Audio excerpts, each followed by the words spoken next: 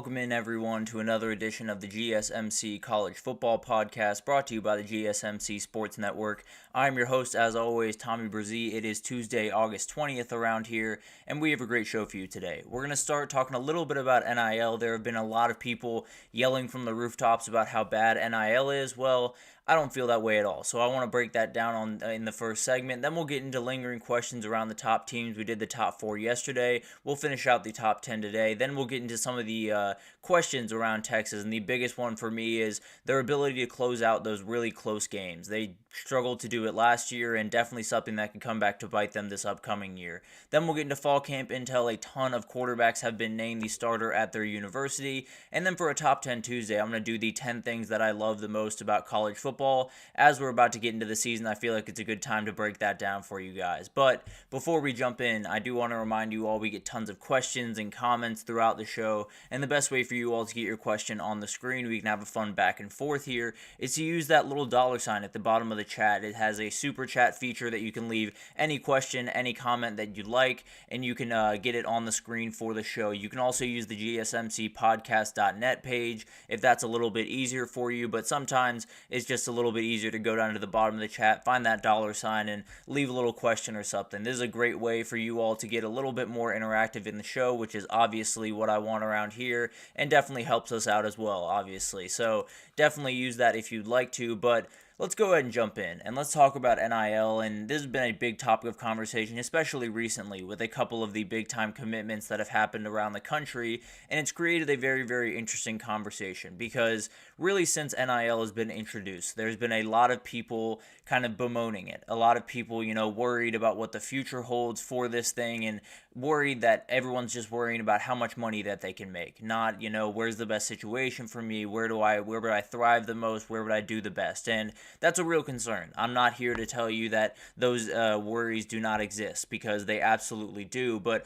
overall, I think when you talk about NIL, there's tons of pitfalls, there's tons of things that we can, that can go wrong, whether it's coaches lying to players about the amount of money that they're going to make, or players, prioritizing that a little bit too much in their recruitment and kind of getting themselves into a tough place. But overall, I think when you talk about this stuff, it really comes down to a couple of things. And it really comes down to the fact that it's been a very, very long time that these universities have been essentially working these guys for 80-hour weeks. You would be astounded by the amount of time they spend worrying about football, whether it's, study or film study or on the practice field in games. They put in incredible amounts of time, and for a very long time they were getting nothing for their pay. I understand they got a little bit of scholarship, but let's not act like that's remotely the same thing as what they should have been getting, which is likely some type of paycheck. Now, the issue with this is obviously the guidelines around NIL. It creates a very, very interesting world, and is definitely something that kind of creates more pitfalls than it possibly could. But overall, I mean, these players deserve the money. They're plain and simple. And one of the big examples lately has been Josh Petty. He committed to Georgia Tech last week, and it was rumored that he's making $800,000 in his throughout his time every single year at Georgia Tech. And yeah, that is crazy. I'm not here to tell you that it's not wild that an 18-year-old is going to be making $800,000 a year, but I'm also not going to tell you that he's not worth it. I'm also not going to tell you that this isn't something that probably should have been happening at least a couple of years ago in this sport. And the reality of all of the things that we hate about NIL, all of the things that we dislike about the way that it goes about business, a lot of it has to do with the fact that they were just behind on this. They were firmly behind on, getting this in place, because the reality is probably should have been done about 10 years ago, probably should have been talked about 15 years ago. But it had to be state governments getting into play, whether it was Florida or California, to force their hand, and now we live in a world with very little guidelines around it. So, yes, Josh Petty making $800,000 a year is a pretty wild thing. David Sanders, it said that he has a big-time NIL deal waiting for him at Tennessee. But also, it's not a problem. It is wild. It is a sign of the times. But at the end of the day, it's not a bad thing. It's the reality of this sport. These two players are seem to be at least guys that can bring in a ton of money to your football program. And on top of that, you have other guys that are already in college, whether it's Quinn Ewers or Shedeur Sanders or Arch Manning or whoever, that are going to bring value into your program. Period. End of story. And for a long time, that value went straight to the head coach, went straight to the assistants, went to facilities, went to the AD, went to the it went to people that frankly were not putting in the work that these players are. So I understand the worry. Don't get me wrong. I fully understand that there is some problems here, and I fully understand, and I'll actually get into some of Mike Gundy's comments here in a second and break down why he was entirely right about this situation. But you talk about NIL, there's so many great things that have come from it. There's so many beautiful examples of kids, using it the right way. We talked about Colin Simmons last week, has set up a foundation for kids in his area to help out with autism using the NIL money that he's made. Caleb Williams had a NIL deal with a company, and he said, give it all to the O-linemen because they deserve a little bit of this money as well. There are things that can be done to make this a really, really beautiful thing, a thing that can be utilized by all of these players in the right way. The problem is, as of right now, there's not guidelines to figure out how it's supposed to be utilized and how recruiting is supposed to work and how these kids are supposed to handle this money once they get it. And I understand there's, a little bit of a gray area of telling kids how to spend their money, but there isn't a gray area of informing them of the best way to go about business, of informing them of the best way to use that money and utilize it going forward. So it's not something that, runs out very quickly, and it's not something that gets in the way of your college football career, which is actually something I'll get into right now, because there was a very interesting conversation that happened this past week with Mike Gundy, where he was talking about kind of the pitfalls of NIL, or really, he was really just talking about where his mind is at as they head into this season and kind of the way that they're, getting ready for this upcoming year. And he had some very interesting comments, and I'm realizing now that I forgot to put Mike Gundy in here. But at the end of the day, he was talking about this upcoming year and where his mind's at and everything that's kind of coming up. And he had a very, very interesting quote that made some people mad for whatever reason. But at the end of the day, he said, the good news is the next 5 months we can just play football. There's no negotiating now. The portal's closed, the negotiations, history, now we're playing football. The business side of what we do now, we have to have those conversations with them. Tell your agent to quit calling us and asking for money. It's non-negotiable now. We'll start again in December.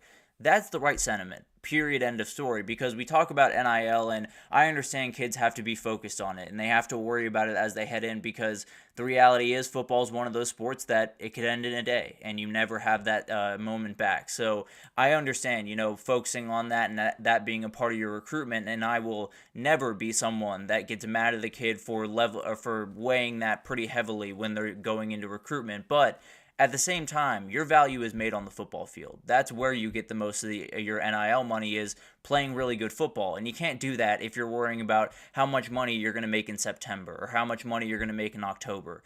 You're going to worry about it by playing really good football, and then when December rolls around, you can have that negotiation with your coach, with your athletic department, whatever that looks like. Because frankly, I'm not fully sure what it looks like, because again, the guidelines are all over the place. But overall, I think it's one of those things that everyone, gets so mad when coaches talk about NIL in a disparaging way. And they get so upset when coaches say, it's time to play football. It's time to not worry about negotiation and all of that type of thing, because they're millionaires and they have all the money in the world. So how can you get mad at the players for trying to get theirs?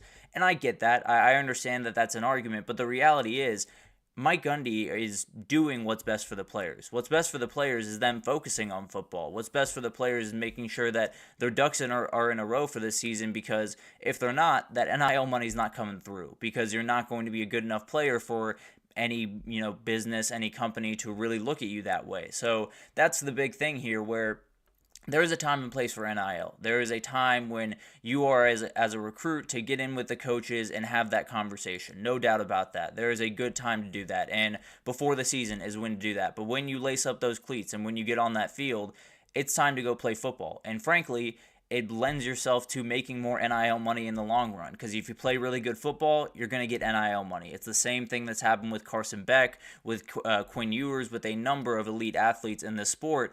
You're going to make money if you play really good football, period, end of story. So once it's time to get into fall camp and get into game day, make sure you're locked in on game day. Don't be worrying about NIL. But overall, we talk about NIL in so many different ways, and there's a number of different parties in this, and there's people that are firmly against it, say it's ruining the sport, say it's taking away amateurism, and it is. It absolutely has. Amateurism is not a thing in college football, but frankly, I would argue if there's a sport that's bringing in hundreds of millions of dollars every single year, amateurism shouldn't exist in that sport. But that's another conversation, I suppose. But overall, there's a number of people with a number of different opinions. There's the doomsday crowd that says it's ruining the sport. Then there's people that say they absolutely deserve every single penny, and that's all they should be worrying about. I fall somewhere in the middle, but overall, we just need to stop acting like it's this nightmare. We have to stop acting like it's going to kill the sport. What will kill the sport is if we keep buying into this idea that it's a nightmare, because then progress won't be made in it, and there won't be, rules put around it and guidelines that can really help this. So overall, NIL is a weird thing. There's no two ways about that. I am trying to catch up the same way that you guys are. But the idea of these kids that put in 80, 85 hours a week to make your football team better, not getting paid for their service, was ridiculous for a very long time. And the reality is the questions, the confusion, the chaos around NIL is not the kids' fault. It's not, the players' fault. It's the people that, made the decisions to put all of this in place.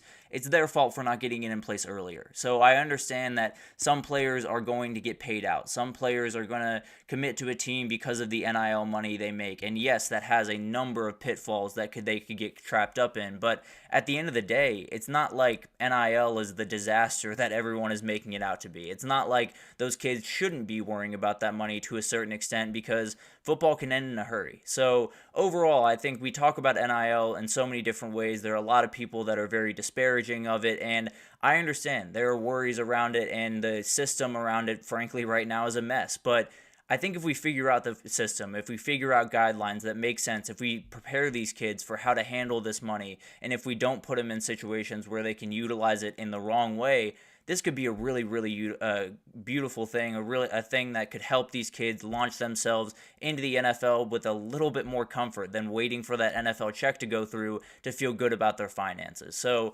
overall, I understand it's crazy that a high school recruit is being promised $800,000 a year. It's crazy to me as well, but I don't necessarily think that makes it a bad thing. So it's something that we'll obviously continue to talk about, and I'm sure we'll develop over this year. But let's take our first break here, and when we come back, we're going to get into some lingering questions around the top teams. We did the top 4 yesterday. We'll go through the rest of the top 10 today. So we'll break that down right after this, so stick with us. I feel like I'm losing my mind. Is everybody in the world blind? Please, Lord, give me a sign, a sign. I feel like I'm losing my mind. Is everybody in the world blind? Please, Lord, give me a sign, a sign. I wanna be the greatest. Everybody on the fake shit. I look around and feel like everybody is the fakest. I make this every day and I'm impatient, hoping one day I blow up from the basement. Statement, the top is so vacant. I don't hear shit that I think is amazing. Waiting for my day when I'm playing sold out shows for 1,000 faces. Hey, give me that crown, get in my way and to be put down. It ain't your place, all this my town. If I want that shit, then I'll get it right now. I'm losing it, the noose it fits. I'm losing shit, a stupid myth. You choose to live or choose to dip. You choose to fight or lose your grip and lose a gift. I feel like I'm losing my mind. Is everybody in the world blind? Please, Lord, give me a sign, a sign. I feel like I'm losing my mind. Is everybody in the world blind? Alrighty, welcome back everyone. We just talked about NIL and how it's really not the disaster that everyone's making it out to be, but it does need to be put in check quite a bit. So we'll definitely figure that out, hopefully over the next couple of years, and this can be a great thing in the sport going forward. But let's get into some lingering questions around the top teams in the country. We got into the top 4 yesterday if you want to go check that out, but we got into the top 10 today. And let's get into this real quick, and we'll start with Notre Dame, the number or not even the number 5 team in the country. I kind of put these a little bit out of order, but Notre Dame is a very interesting team this upcoming year, and if you've been following throughout their fall camp, even if you haven't, you might have heard that their offensive tackle situation is not so good as of right now, and this could be a problem in week 1. We might just figure out the answer to this question in week 1, which is essentially just, will this offensive tackle situation torpedo their season? It definitely could, and it's something that when you're going up against someone like Nick Scourton, you're going up against someone like Cassius Howell, you're going to have your P's and Q's about you. And right now, they are very confused about what they're going to do at that position. It started when Charles Dragusa, the presumptive starter at least, at left tackle, went down for the year. Definitely a huge blow to that team, but they've been rotating guys in ever since at both positions, at left tackle and right tackle. Emil Wagner started at right tackle. Now it sounds like it could be Sam Pendleton. Tosh Baker started at left tackle. Sounds like it might be freshman Anthony Knapp at this point. So they're all over the place, more than anything else. And that is a huge issue because Riley Leonard's walking into this team, and the way that they can elevate this offense is really the same reason that Will Howard can elevate Ohio State's offense. His legs are special. Riley Leonard has an ability that last year Sam Hartman just didn't have. And the problem with that is it doesn't necessarily matter if there's 2 edge rushers breathing down your neck every single play. So he can be as special as he wants with his legs. He's not getting out of the rap of 2 defensive ends. That's just never happening. So they got to make sure they figure this out. And frankly, if they don't figure out even by week 1, it could mean 1 loss on their schedule, and then they're walking a tightrope, and then they got another big game against Florida State down the road where they got to face Patrick Payton and Marvin Jones. So they are not in a situation where they can just ride it out with someone that fits the mold that, gets the job done. They need real players out there, and if they don't, they're going to miss out on the playoff this upcoming year. Moving on to Ole Miss, the biggest question I have is, do they have to be elite offensively every single week to win a national title? Because that was kind of the case last year, and not always were they fully elite every single week because it's incredibly hard to do. So that's the big question. Ole Miss has a huge opportunity this year to take another step forward, but the reality is they need to win games different ways. They need to win games 24-20, 21-17. They need to win someone ugly and win some where the defense is the one leading the way. That's what championship teams do, and the question is, for me more than anything, is, does Pete Golding have it in him? I think he's a fantastic defensive coordinator and has done a number of really incredible things, including win a national title in 2020. But if you remember that offense for Alabama, it was incredibly hard to stop. And I think that's the biggest thing here is he has the guys, he has the talent, and there's no doubt about that. But he had the talent in 2020 as well, and they still needed a remarkable performance pretty much every week from that offense to get it done. So that's the question. Can Ole Miss, take the foot off the gas pedal for a second on offense and this defense hold suit? And they're going to face some really good offensive teams in Georgia, LSU, and many others that are going to pose this problem. So if they're going to be a championship team, if they're going to walk into the playoff and do the things they want to do this year, it's going to fall on that defense's shoulders, and frankly, it's going to fall on Pete Golding's shoulders more than anyone else.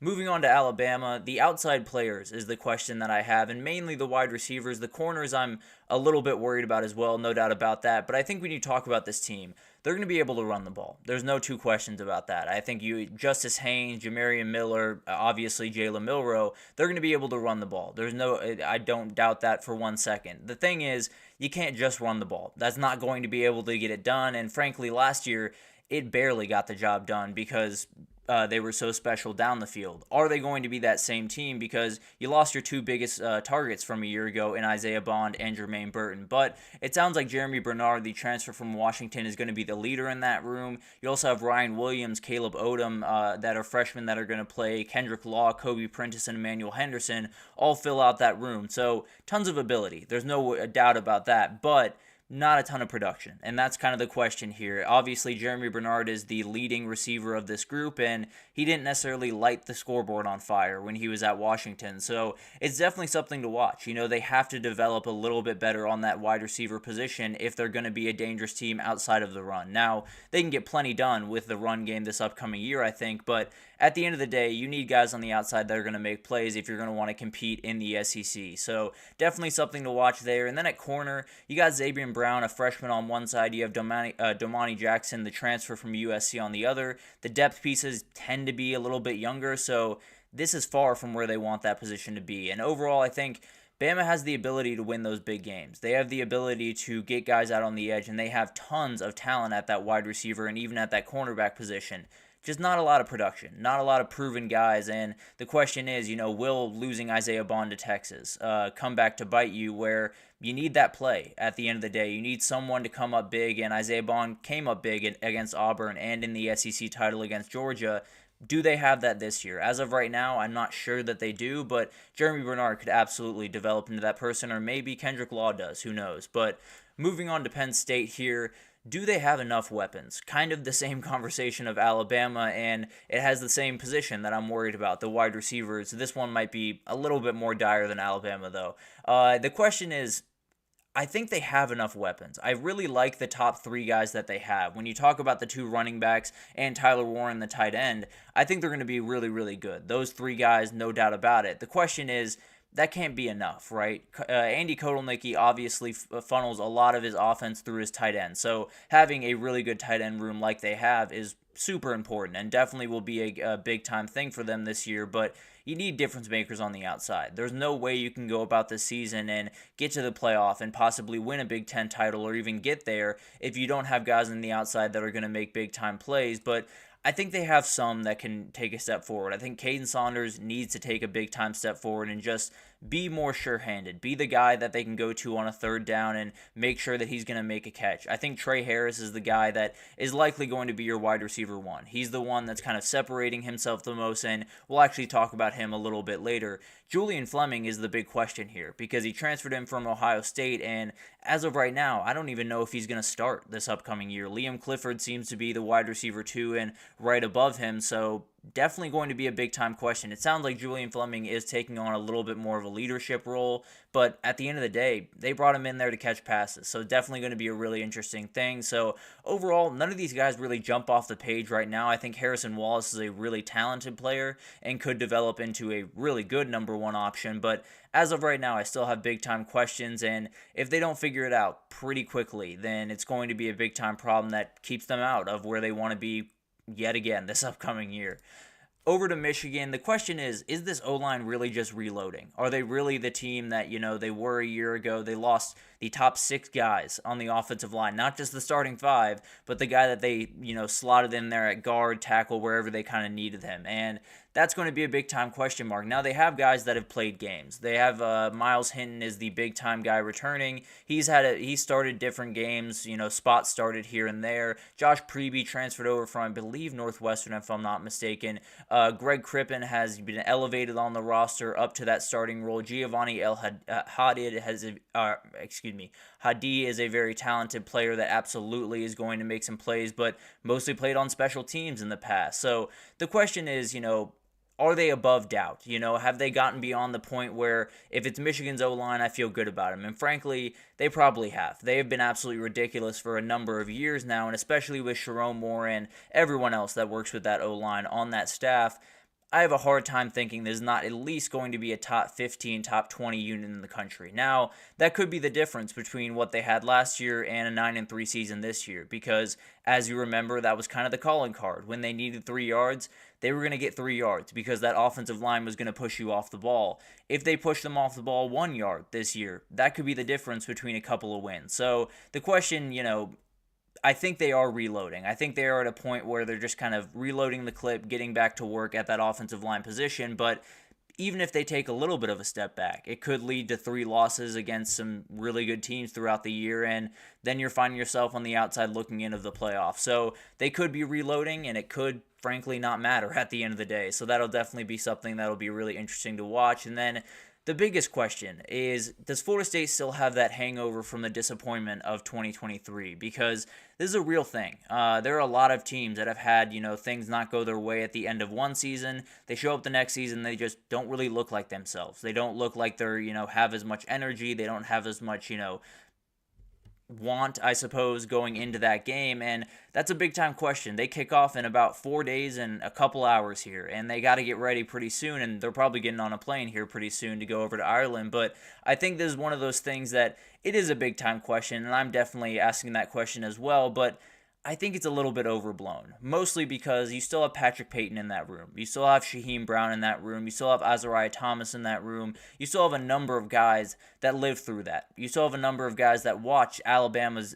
name come across the board and not theirs. And that still lives with them. And I think on top of that, I think the head coach, Mike Norvell, is not a guy that's going to let his guys take their day off. He's not a guy that is going to let the intensity drop because he is a high-intensity guy. So I think overall there is definitely a reality where they walk into this season and it just looks weird. It looks like a team that, feels a little beaten down, feels a little bit, disrespected, and doesn't bring the same energy. But frankly, I would be a little bit surprised if that were to happen. I think they have the dudes on this roster. I think they have the coaches on this roster to make sure that they take last year, they take the disappointment, and especially what happened in the Orange Bowl, and use it as motivation and use it as a reason to say that's never going to happen again, and we're going to prove it from day one. So this is obviously going to be something to watch and definitely something that could hurt Florida State this upcoming year, but overall, I don't worry about it too much. I think Florida State is a team that has every bit of the intensity and energy that you want them to have, and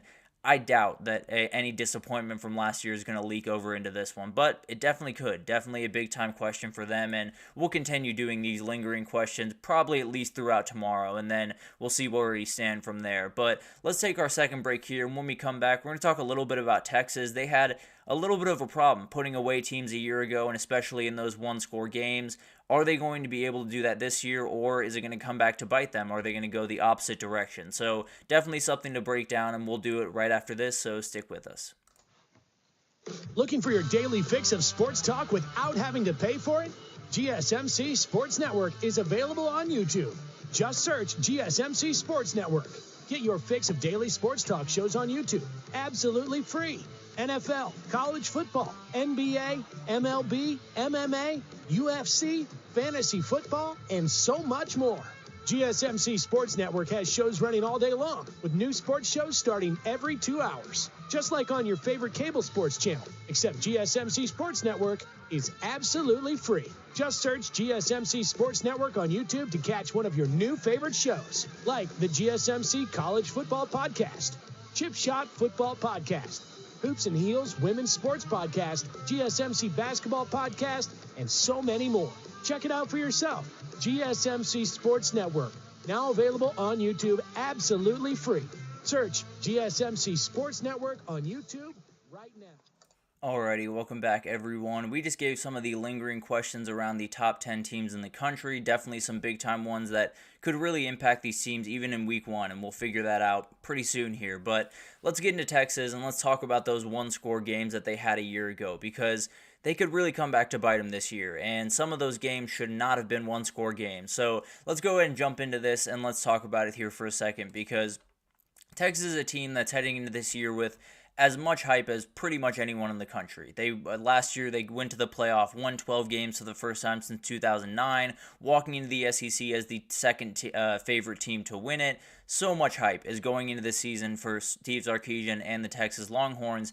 The question is, have they taken that step forward again from the one-score games that they need to? Because you look at the history under Steve Sarkisian in these games, it's not necessarily the prettiest thing in the world. Year one, it was 2-5. They lost all but 2 of those games that year by 1 score. In year 2, it was 2-5 again in those games, and they lost every game that they lost that year by 1 score. Last year it was 3-2, and again they lost every game by 1 score. So every game but 2 games during Steve Sarkisian's career that has been lost at Texas has been by 1 score. And frankly, is that a good thing or a bad thing is a very hard thing to figure out. Is that a reason for confidence because they're playing teams really close, a couple of plays here and there could make the difference, or are you not being able to close out games that you should be closing out? So let's get into the games that happened last year where they were a little bit better in that front, and let's kind of break this down here for a second. It started with Oklahoma, so it was quite a bit into the season before they had their first game. I believe this was game 6 of the season, so that Alabama game was won by 10, so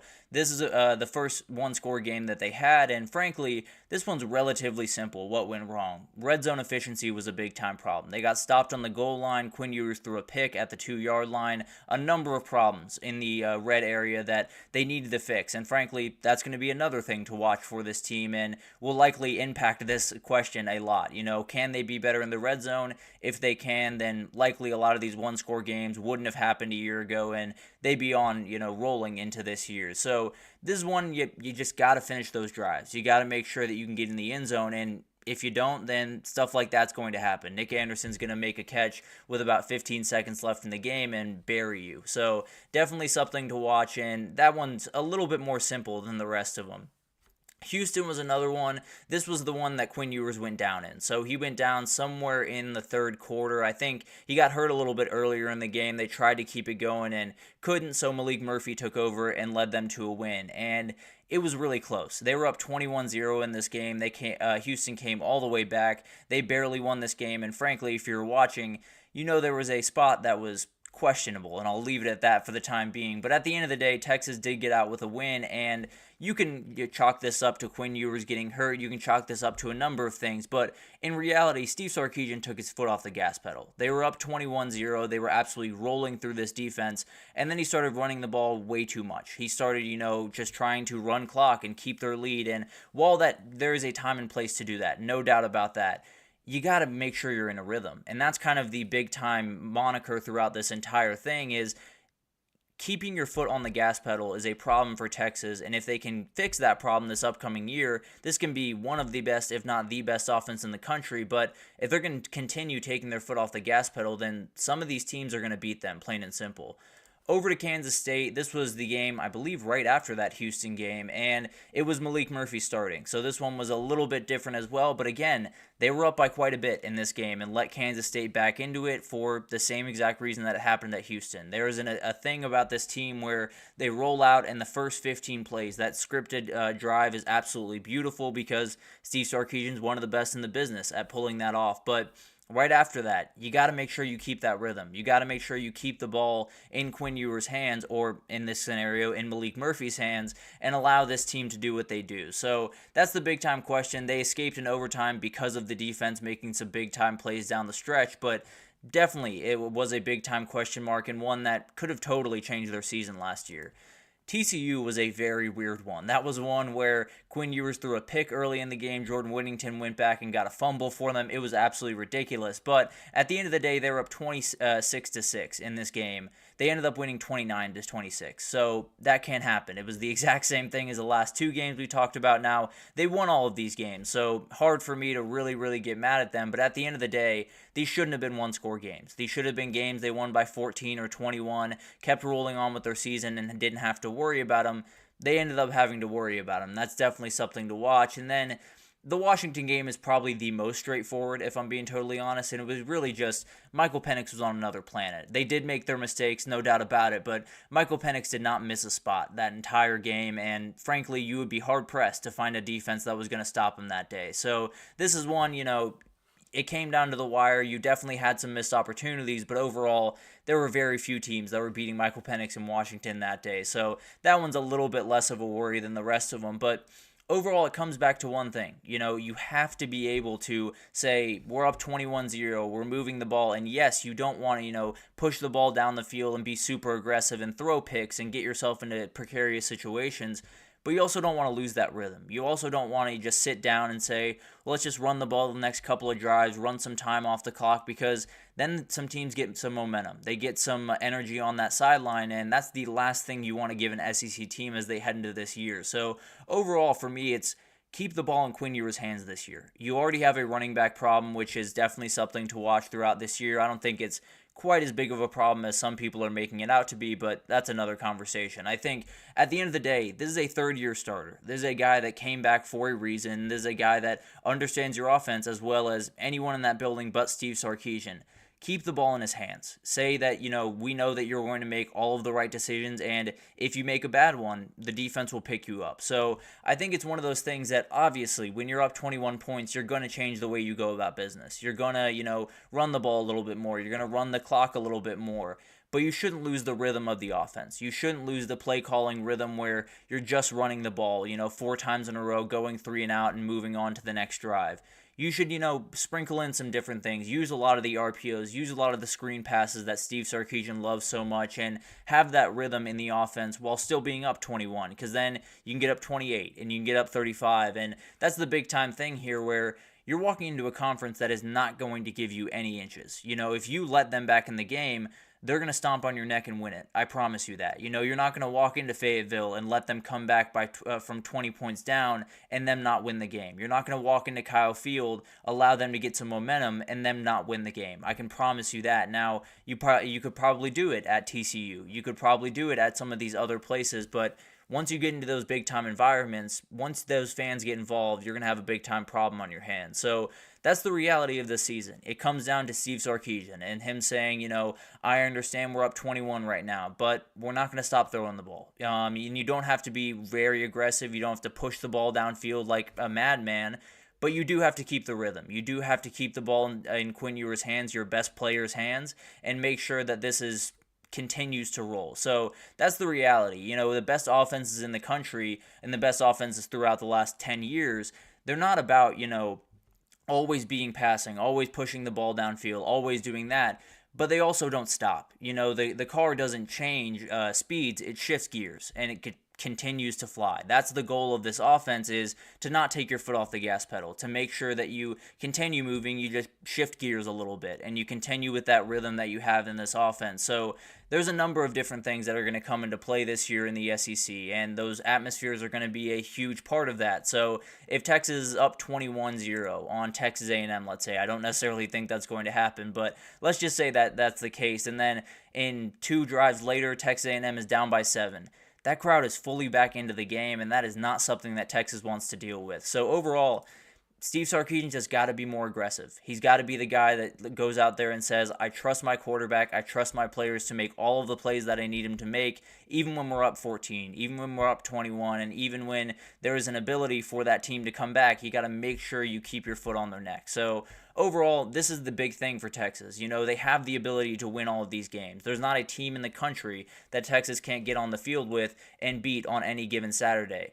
The thing is, can they beat them when they are up a little bit and let them back in? Do they have the ability to close out those big-time games? Because the 2 best teams that I just talked about in this segment were Oklahoma and Washington. They weren't able to win those games. So you have to make sure that in those big-time games, against those big-time teams, when it gets a little tight late in the game, you have the closing skills to win those games. And it's really a Steve Sarkisian thing more than anything else. It's about, keeping that foot on the gas pedal. They talk about all gas, no brakes over at Texas. That hasn't been the case over the last couple of years when it comes to play calling. They got to fix that this year. And if they don't, then there's going to be a number of SEC teams that are able to take advantage of this and give some wins or give some losses to Texas where they got wins a year ago. So this will definitely be something to watch. If they can limit one-score games even more, that's obviously what you want. Go down from 5 to 3 this upcoming year. That would be a big-time thing. But overall, it could be a huge problem. That could be the difference in Texas season this upcoming year. But let's take our third break here. And when we come back, we're going to talk a little bit more about fall camp. There is so much stuff going on, and a number of quarterbacks have just been named the starter on their team. So we'll get into that right after this, so stick with us.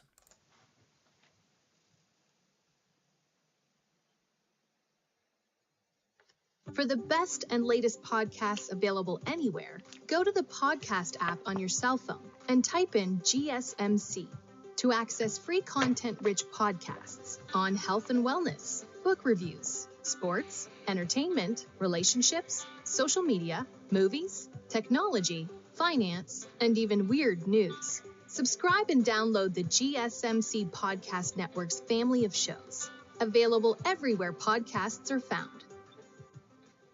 Alrighty, welcome back everyone. We just talked about Texas and some of their issues in some one-score games and especially allowing teams back into those games. So, it's definitely something that could come back to bite them this upcoming year and something to watch as they walk into the SEC. But let's get into fall camp intel. Let's break down some of the different headlines from around the country. And there were a number of quarterbacks that were named their starter. But let's start in Florida State and let's break down this team that is kicking off in about 4 hours and 4 hours, in 4 days and a couple hours over in Ireland. They're probably getting on a plane right about now. But as of right now, throughout fall camp, DJ was DJ. He was roughly what you've seen the last couple of years, someone that has a really high ceiling, but then some days it just looks really out of sync. It looks very confusing, is missing spots, and that could be a problem this upcoming year because he's going to have to be more consistent this year if they want to do what they are capable of doing. But at the end of the day, you do have some weapons to throw to in that offense. Malik Benson is leading the way for the wide receivers, but Kyle Morlock is the guy to watch at tight end. He's made a ton of waves this last couple of weeks and is definitely someone that frankly could be one of their leading reception guys this year because DJ loves his tight ends, that is for sure. Jaylen Brown's also another guy to watch, a very talented young player at wide receiver that is going to make plays this upcoming year. Cam Davis made some waves at running back, and frankly, all the running backs made waves along with that O-line. So that is likely going to be the identity of this team, a lot of running the ball and then let DJ pick his moments here and there. On the defensive side of the ball, they are dominant. They're going to be really, really good. One of the best defenses in the country. Patrick Payton is an outright problem. Shaheem Brown, frankly, I think could be an All-American at the end of the year. And Azariah Thomas took another step forward, and he was a darn good player last year. So it's definitely a defense that is replacing a lot of guys, but it seems like they are right where they want to be. And everything seems ready to roll. You know, DJ is definitely still a worry as you get into this season, but overall this team looks ready to roll, and they're going to have to be in about 4 days when they face off against Georgia Tech. But moving on to their rival Florida, Jacoby Jackson continues to make waves throughout fall camp, and with Montrell Johnson down, it kind of gave him a little bit more of ability to step into a bigger part of this offense, and Montrell Johnson still very much has to be healthy, no doubt about that, and frankly I think he will be for week 1, but if he's not, you know you got a good option right here, and you got Trayon Webb right behind him. So you got to feel pretty good if you're Florida. Now, Montrell Johnson's got to be on the field against Miami, and I think he will, but it definitely gives you a little bit of peace of mind, hypothetically, if he was not. And overall, this Florida team has been operating with the confidence that a team that their coach could be fired at the end of the year just shouldn't be. Plain and simple. There are a couple of teams that over the last couple of years has walked in with a coach that you're very much questioning about. It's not very often that they walk in with this much confidence, with this much ability, and with the talent on the roster that they have. So I'm not saying Florida is going to, jump out and, make the playoff or anything crazy, but everyone's pointing at that schedule saying they're going to go 4-8, 5-7, and he's going to be fired by October. I wouldn't be so sure of that, but we'll find out in week 1, and we're going to talk about the team that they're going to be facing off against right here. Miami is a very interesting team, and the guy that's been making the most waves throughout fall camp is Elijah Arroyo. He made some waves last year, but got injured early on in the year, and he's right back to doing that this fall camp. So he's going to be a huge piece of their offense. The tight ends in general, I think, are really, really strong. They got 2 Elijahs, actually, Elijah Arroyo and Elijah Lofton, a very talented freshman that I think both are going to be problems for any defense that they face, and definitely gives Cam Ward a really, safe, good option at that tight end position. Chris Johnson Jr. is the guy I want to talk to you about, and yes, that Chris Johnson, and yes, he can run like his father. He has absolutely world-class speed. I believe he runs a 10-200, so absolutely ridiculous, and he's someone that is definitely going to make plays for them this fall, whether it's in the return game or as a change of pace back. This guy is going to get on the field, and he's going to be hard to stop when he gets his feet rolling. So definitely someone to watch this upcoming year, and someone that could really burst on the scene in a lot of different ways. On the back end of that defense, they've had a couple of really big players show out. Michael Powell came in from Washington. Sounds like he's leading the way both on the field and off the field as a leader. Has kind of taken that role very seriously, and it's something that they need him to do. Other guy is Markeith Williams. He's making every single play in fall camp, and it's something that they very much need. With Cameron Kitchens and James Williams walking out the door, you need some safeties to step up, and it sounds like Markeith Williams is going to be that guy. Over to Penn State, we said we would talk about these wide receivers a little bit later. Well, it sounds like Trey Wallace and Liam Clifford are leading the way at those wide receiver positions, the 1 and 2. Insane that Julian Fleming was going to come in as the wide receiver 1 and didn't. Actually, there are some people over at Penn State that have said Harrison Wallace was going to be the 1 regardless, but Julian Fleming was going to start. I can almost promise you that, and he is not anymore. So definitely going to be an interesting thing. He is kind of becoming a leader, which could be a very helpful thing for this team, as he's played a lot more football than a number of guys in that room. So definitely will be something to watch, and if Julian Fleming can come off the bench and make some plays, then maybe this wide receiver position is a little bit better off than I thought. But it sounds like the defense and the offense are kind of playing to a stalemate, which is actually pretty good news, because I do think this defense is going to be really good, and you do have some questions about the offense. So if they're trading punches right now, you got to feel pretty good if you're a Penn State fan, and it sounds like the cornerback group is going to be maybe even better than last year. Even with all of the people leaving, it sounds like A.J. Harris is playing really well. Cam Miller, the guy on your screen right there, number 5, is a very talented kid, definitely going to make some plays. Davion Collins and Jalen Kimber are both guys that are going to get plenty of run at that position. So they lost some big-time dudes. They lost Kalen King, they lost Johnny Dixon, they lost Daquan Hardy, but they still have some dudes in that room, and definitely is going to be a really solid unit. The O-line is the big-time question here. They have some really good players. Drew Shelton is taking over for Olu Fashanu, which is a big-time question mark at that left tackle position. But overall, it looks like they're still kind of rotating things. They're still trying to figure out what the right 5 is, and I tend to think that they're going to figure out, and they have a little bit of runway to figure it out. But frankly, that West Virginia game could be a bigger problem than they want it to be if that O-line is not, at least sort of figured out before that Week 1 matchup. Moving on to Michigan, the biggest thing here is it sounds like this defense is going to be quote-unquote positionless. It sounds like they are just going to have all the dynamic athletes, the best 11 on the field at any given moment, and they have a lot of really good 11. There is no doubt about that. They are going to be as dangerous of a team as there is in the country, and with Wink Martindale at the controls, I fully understand why positionless football is the way they want to go about business. Alex Orji just continues to take this team by storm, continues to take the reins as the quarterback 1, and he's going to be the guy. It sounds like he's making more and more consistent passes, and if that comes along quickly, then things get really interesting. I'm kind of viewing him kind of as a almost Jalen Milroe type player, a very different style, but in the terms of, I think it's going to take him a couple of weeks to really get rolling, but this is a very talented kid, and if they can call the offense in accordance to what he wants to do, he's going to be able to make plenty of plays. I can promise you that. So maybe it's like Jalen Milroe exactly, and it's a really ugly game against Texas. He gets benched and then makes his way back on the field. But at the end of the day, I do think he's making some big-time strides and absolutely will be a huge player for them this upcoming year at quarterback.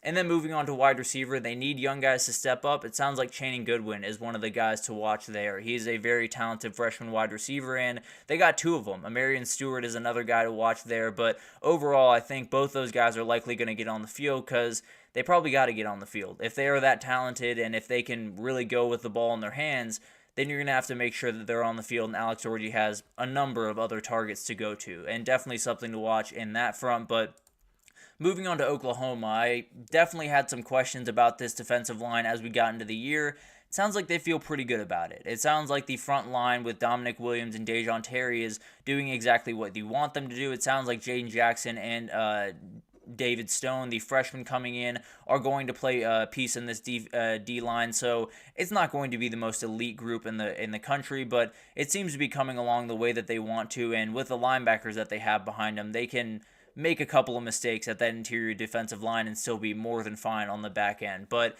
the other news out of this one is Andrel Anthony. He got injured actually in the Texas game of last year and is still struggling with that injury. And frankly, Oklahoma has plenty of weapons to where this won't make too big of a difference, but this is a guy you want on the field. This is a guy that you can just get the ball to and he can make something happen with his legs, whether it's a screen or a drag, what have you. This is a guy that's really special with the ball in his hands, and you're going to need that guy on the field. It's definitely going to be one of those things to watch throughout the year where I think they have plenty of guys with Nick Anderson, with Deion Burks, and a number of others, but you're going to want as many options as you can going into the SEC, and this is one that definitely would be very valuable to this team if he was on the field. And then finally, the big thing out of Oklahoma camp is Zach Alley, the new defensive coordinator, is remarkable. And frankly, if you were following him at Jacksonville State, you probably knew that. But this is a guy that can really coach football, and he is very young at this very moment. So I would be surprised if he wasn't calling plays somewhere this time next year, frankly, because this guy is really remarkable. And this Oklahoma defense seems to be exactly where you want it to be, and is likely going to be the way that they win games in a lot of different ways. The turnover troubles for Jackson Arnold still seem to be very real, and if that's the case, then this defense is going to be asked to do a lot. It sounds like they have plenty of ability to answer that call, but definitely the way that they're going to win games is that 21-17 or that 24-20 type game that could be a little bit ugly, but maybe they get the job done at the end of the day. One of the games that they're looking forward to the most over at Oklahoma is that Auburn game, definitely a huge one, and the wide receiver room there is going to be really good. Whether it's Cam Coleman or Perry Thompson as freshmen that are going to make big plays, or Keandre Lambert-Smith is likely going to be the wide receiver one there. Sam Jackson V is making big-time plays. Malcolm Simmons is making plays. You also have Robert Lewis, Caleb Burton. It's ridiculous, the amount of guys that they have at that position, especially when you think back to 2 years ago when it was a big-time question mark for this team, and it doesn't stop there. Peyton Thorne, it sounds like he is really making strides and doing things that you want him to do, and frankly, when you surround him with all those guys, that definitely does help that. So if he can take that step forward, if he can play a little bit closer to 2021 Peyton Thorne than 2023, then I think he's a very dangerous player, and this is a team that they're not going to win the SEC or anything, but they could easily win some games that you do not expect them to and ruin the fun for someone else. The other guy that's making noise is Rivaldo Fairweather. This is a guy that transferred over last year and made some plays here and there. Wasn't necessarily the huge part of the offense that I expect him to be this year, but definitely was a big-time player, and he is a guy that's just a straight-up mismatch. Wherever you want to put him, on a linebacker, on a safety, on a corner, he's going to be a problem. No doubt about it, and he's definitely someone that is going to have a huge part in this offense with all the wide receivers on the outside. Maybe it's just Rivaldo Fairweather over the middle of the field, just on a seam route that ruins a game for someone. So definitely a player to watch, and it sounds like the offense at least has all of the weapons that they definitely want on that team. And then the back end is still a little bit of a question. They brought in a ton of different transfers like Jaron Thompson, the safety from Texas, and the talent level is high. There's no doubt about that, but they still got to put it together. And it's the same worry I have about Oregon. It's the same worry I have about Ole Miss. It's the same worry I have about pretty much every team that transferred in a lot of guys at one particular position, especially the back end. Fitting them all together is not an easy thing to do, and it's definitely something that could hold back Auburn a little bit this year. Maybe they're playing a lot of shootouts, which would be a really weird thing to watch, but definitely something that is going to be huge for this team, and I think more than anyone, Jaron Thompson is going to be the guy that is going to have to step up and make some big plays on that back end if they don't want to be exposed pretty much every single week. Moving on to the quarterbacks that have been named as their starter, Malik Murphy, the Texas transfer, has been named the starter for the Duke Blue Devils. This is a huge thing for him. This is a guy that can stretch the field. There's no two ways about that. There are a million things that he can do, but more than anything else, he can sling the rock. He can throw about 60 or 70 yards down the field, and I think that's likely the pattern that you're going to see from Duke is kind of the pattern you saw from Alabama a year ago, where it's run the ball, and then we're going to go over top and try to beat you on one play. And I think that's something that they could have success in. It might not be the prettiest offense in the world or the most consistent, but they're going to be able to beat you on one play and totally change a game. So definitely something to watch, and obviously tough for Grayson Loftus, but it got to feel good if you're Duke, knowing that you have someone right there that has won some big games for you and is a solid player in your offense. So definitely something to watch, but Malik Murphy is going to be the starter, and frankly, I think he's going to have a pretty solid year this upcoming year. Over to USC, Miller Moss has been named the starter, and frankly, I don't know if it had to be named. He was battling Jaden Mayava technically, but overall, for a long time, everyone's felt like this is the guy. Pretty much since the Holiday Bowl a year ago, people felt like this was going to be the guy, and it makes for a really cool story in Week 1. It's Miller Moss against Garrett Nussmeier, two guys that waited their turn, two guys that watched, Heisman-level players play at their school and said, I'll just wait. I'll wait for my second, and then when I come, it's going to be incredible. And we'll see what happens in that Week 1 in Vegas, but it's going to be awesome. Two true gunslingers against two not-so-good defenses, and it's going to be a downright show. I can promise you that. So a couple of quarterbacks named. There are a couple more that I will update you on tomorrow. But at the end of the day, everything continues to roll out of fall camp, and we're winding down pretty soon. So they got to get some things in order. Still some big time questions around some of the biggest teams in the country. So definitely will be something to watch as we get into the next couple of days, as we get into the season especially. But that'll do it for the fourth segment here. Let's take our last break, and when we come back, I'm going to break down the 10 things that I love the most about college football. We have college football in 4 days, and I feel like it's a good time to break down what makes this sport so special to me, so I'll break that down right after this, so stick with us.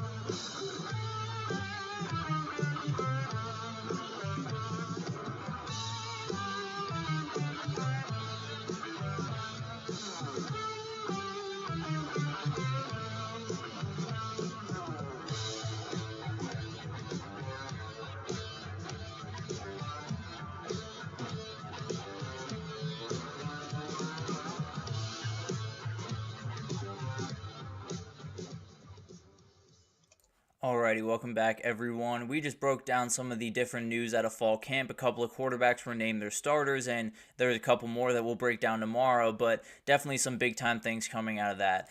But let's get into a Top 10 Tuesday, and I feel like it's a good time to break down what makes this sport so special. We have games in 4 days. We have week 1 in about 11. I had to do some quick math there. But once we get there, we're going to be reintroduced to all of this stuff once again, and I want to start breaking this stuff down. And my first one's a little bit interesting because there are some people that I don't necessarily love, but the people that cover this sport are special. Now, there are some that don't necessarily love the sport the same way that they should if they are covering it, but I won't get into names or anything like that. I do think there are some really remarkable people covering the sport. When you talk about that group right there, on College Game Day, there are some of the legends of this sport, but then you go down the list. I mean, you have the Cover 3 guys with Tom Fornelli and Bud Elliott and the number of other guys on that podcast that do an incredible job. Andy Staples is absolutely awesome. Josh Pate is one of my favorite guys in the entire industry. Brandon Walker, although is a little bit polarizing, I think is a ton of fun and someone that makes this sport special. So you talk about the sport and there's so many reasons to love it. There's so many different ways to kind of, really identify with the sport, and when you get to see it on TV, when you get to see someone talk about it the same way that you feel about it, it's a special thing. So it's definitely something that I love, and a reason that I got into this was all of the people growing up that I looked up to and showing that leading by example, I suppose. So definitely love that about this sport, but the fans are really special. There's no two ways about that. And this one is a little bit lower because, as we all know, there's about 5 or 10% of pretty much every fan base that is truly as frustrating as they possibly could be. But at the end of the day, there are some remarkable people, and just the idea of Nebraska being able to sell out every single game for the last some 40 odd years while not necessarily playing all that great football the last 20 is a remarkable thing. And it's a special thing that really only happens in sports in general, where you just have blind confidence, have blind loyalty to a team.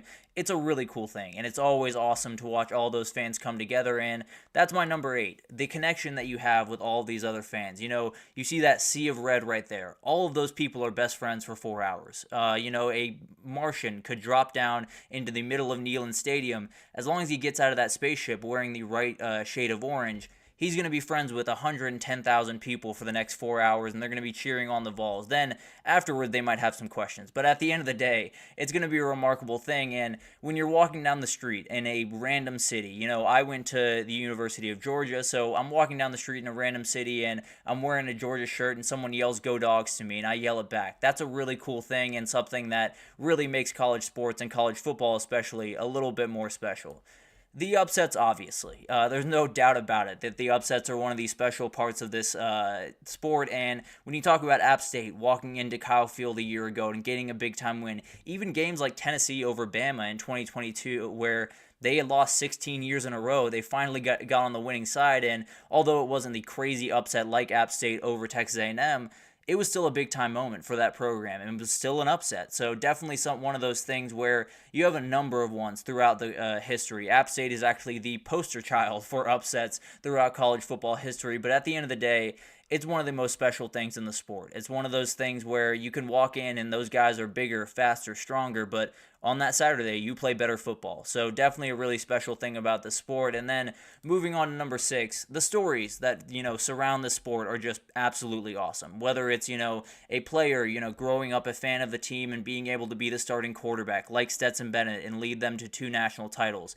It's absolutely remarkable. It's one of those things that makes this sport incredible. Colt McCoy just retired. He grew up a Texas fan, got to lead them to a national title, didn't end up winning that national title, but was a remarkable player and one of the best players in the history of that university and that program. So those are special things, and that's part of the reason that college football is so awesome is you don't necessarily have to be the strongest or the fastest or the most that have the highest ability to make a number of different plays in this sport, and Stetson Bennett proved that pretty much better than anyone ever. So definitely a huge thing about the sport. And then the rivalries, and frankly, this could have gone all the way up to 1, but I think this is one that I think is so special. When you talk about, splitting Red River 50-50 down the middle with Oklahoma and Texas fans, where it's a home game on one side and an away game on the other, whether you're talking about Auburn and Alabama getting together at the last game of the season, Ohio State, Michigan in the Big House, there's a million different ones across this sport, but this is part of what the sport makes the sport so special. The idea that you can hate a person for 4 hours because of the jersey that they're wearing and the color that they're wearing is a really, really cool thing, frankly. But moving on to number 4 here, the atmospheres are total difference makers. Period. End of story. When you talk about LSU at night, it is a game changer. It is everything that you want it to be, and it's one of those things that you can feel it through the television. You can be watching from thousands of miles away, and you still feel that energy. You still feel everything that some of those fans feel in that stadium, and that is a special, special thing about the sport, and it happens all across the country. It's not just, the LSUs, the Clemsons, the Georgias, the Bamas, the Ohio States. It's a lot of different universities where you want to go to Stillwater at night, it's going to be a nightmare for you. You want to go up to Utah and play a game, it is not going to be easy. Go up to BYU and play a game, it is not going to be easy. So there's so many different universities that have incredible atmospheres, and they're not one size fits all. Mississippi State down there just uses cowbells to make your life a nightmare for 4 hours. So there's so many different, variables that go into this thing, and it's always incredible hearing 100,000, 110,000, or even if it's just 60,000 yelling their heads off for 4 hours is a really, really cool thing about this sport. The traditions obviously are going to be up here. You talk about the midnight yell right there, which is a little bit weird, I'll give you that, but it's still very special to this sport. Ralphie running onto the field, the Sooner Schooner, there's so many different ones that define the sport in so many different ways, and it's special. It brings all the people together. It makes you identify with your team a little bit more, and especially for that midnight yell, it gets you out of bed a little bit later than you'd like to be, and definitely makes that Saturday probably a little bit harder, which is definitely something I'd like to ask an A&M fan that's been there. But overall, it's obviously what makes this sport special. Every single place around the country has their thing. They have the thing that they all know all the words to, like Rocky Top or whatever, that makes that place, that university, that program special, and it's always an incredible thing to watch these, even when they are a little bit weird, like the midnight yell. The players are number 2 for me, because I understand, they do incredible things on the field. They also do incredible things off the field. There are so many kids that have, remarkable upbringings, have overcome a number of different things, have done really good things while they've been in college, have, decided to stick it out at the university when the transfer portal is sitting right there. There's a million different stories of these kids, persevering, of these kids, putting what they want, which is to succeed on the college football field above all else, and it's a really, really cool thing to watch. And on top of that, you watch these kids graduate with honors. You watch these kids do a number of things in the classroom and outside the classroom that are just absolutely remarkable as well. it's always incredible. And anytime you can learn a little bit more about these players, it feels like you identify a little bit more with them. You know, you learn a little bit more about their family, about their upbringing, about their story, and it makes you feel a little bit closer to them, and that's always a really cool thing. So overall, you know, there's a million things to love about the sport. There's very few things that are quite as special as the kids that are on that field every Saturday. But the football is the number one thing, plain and simple. There's no question about this. The football is the special thing about this sport, where whether it's, you know, a quarterback hitting a wide receiver in stride on a deep play for 80-yard touchdown, whether it's a running back breaking through a hole and tearing a long run, the pop of the pads, the design, the tactics, the momentum, it's all incredible. Whether it's A.D. Mitchell going up and making a ridiculous play on a fade route, there are a million different things to love about this sport, and man, the designs of plays, the strategy, the tactics, everything in between is incredible. It's an absolute chess match out there, and it's about to become a little bit more of a chess match with the helmet communications coming into play, but it's awesome to watch. There's nothing more special. You know, you could take out all the traditions, you could take out the atmosphere. If they're playing that level of football, if they're playing that type of football every single Saturday, I'm probably locked in. Now, I want all the rest of that stuff, don't get me wrong, but the football is by far the most special thing to me, and it's a reason that this sport is so awesome. You know, there's so many different variables there, and there's so many different things that you have to consider as you go into this game, that the game itself is the most special thing about the sport by a pretty comfortable margin. And you'll find that throughout that entire thing, I didn't mention one thing that had anything to do with TV money, that had anything to do with NIL, that had anything to do with the transfer portal, because none of that stuff is what makes it special. All the stuff that makes it special is the very little intricate parts of the sport that maybe you don't see from the outside looking in. Maybe you don't really feel from the outside looking in, but the second you get into the sport, you can really feel it. And I think that's the thing that has really drawn me in the most throughout my life, really, is all the things that you don't necessarily see. All the things that you don't necessarily